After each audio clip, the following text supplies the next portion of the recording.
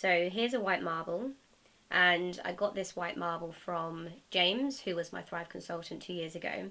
He gave me a white marble and he gave me a black marble, which I have lost. And the idea was around, if you went about your day and every single time you told yourself something negative and you told yourself something positive, what would that bowl look like? What would that jar look like? How many white marbles would be in there? And how many black marbles would be in there?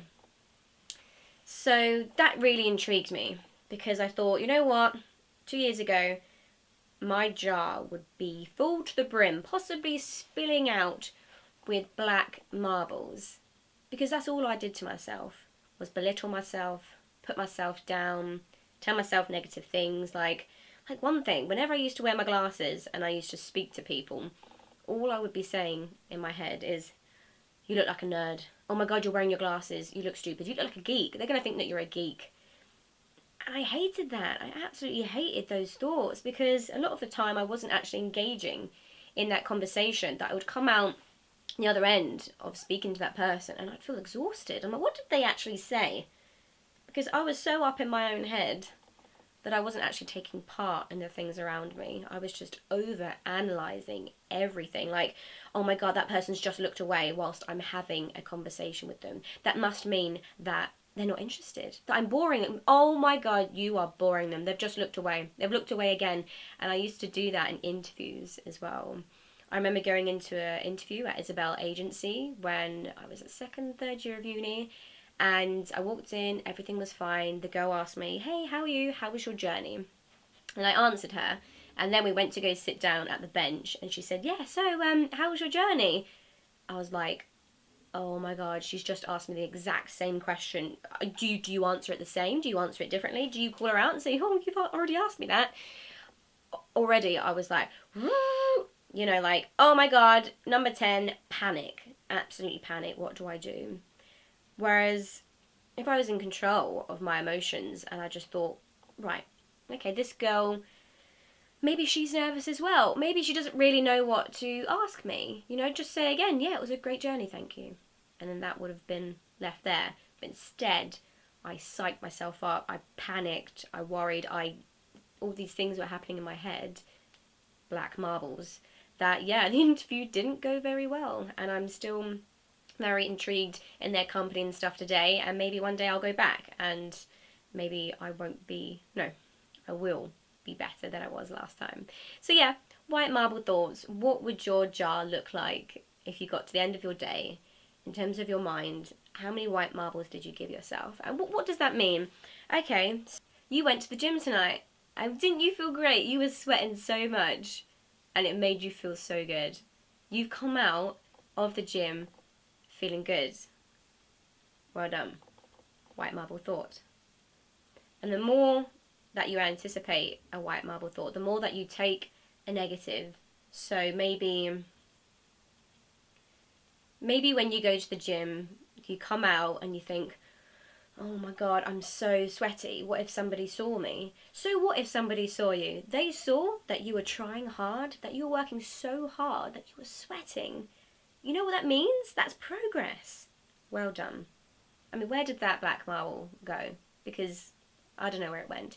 You took that thought that was negative, you changed it into a white marble thought. 1 second. And the more that you do that, the more that you change bad habits, which is welcoming negative thoughts, taking them in and being like, I feel shit. But if you took the negative thoughts and you thought, hey, I did great at the gym tonight, then that negative thought's like, okay, bye. I couldn't affect you today, but I'll come back later. I'll come back tomorrow. But the more that you build these positive thoughts of recognizing when a negative one comes and how powerful you are when you can change it into a positive, the less that will be happening. And it feels so great that it doesn't happen in my head anymore. It's so peaceful to have myself as a self-coach that when I post something on Instagram and, you know, like the mop and bucket one, I didn't know if that was going to work at all. I was driving to work thinking, it's a cloudy day. A lot of people are going to be feeling down today. But how about if we change our perspective, like change our mind, then it will be a sunny day. It will be sunny inside. It doesn't have to be sunny outside for us to have a good day. And I went along and I put it into Photoshop, and I didn't know if it was going to work at all, but it did. And when it went out, self-love is very important. So I said to myself, I'm really proud of you. Like, this photo is really cool. And you didn't think that you could do it, and you did. And that's another thing, because sometimes self-love can be seen as arrogance, but it's not. It's really not. You praise yourself. You damn praise yourself when you've done something well. Be modest, be humble, but tell yourself when you've done something good. Change that negative thing. Like, oh, this photo's really good, but people are going to be thinking, where's the next creative photo? Don't. Enjoy this moment. This is a good photo. And whether the next photo or not is as good or is not as good, it doesn't matter.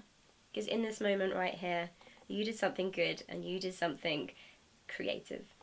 And that's what you're all about. Well done, you. So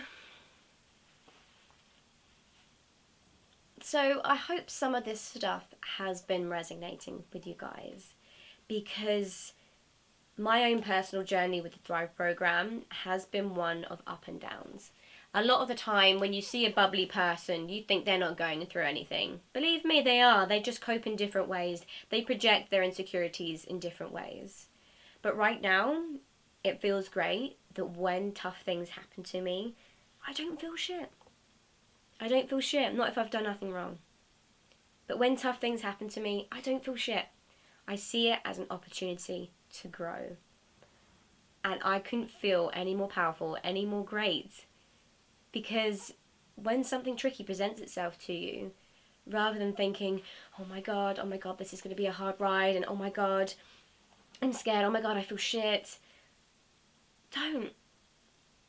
Because whatever you're going through is an opportunity for you to become a better person. Yes, you might feel a little bit down. Have a little cry. But don't cry for too long. There is growing to be done, okay? So let's speak soon, and hopefully I'll do another one of these videos very soon. See ya!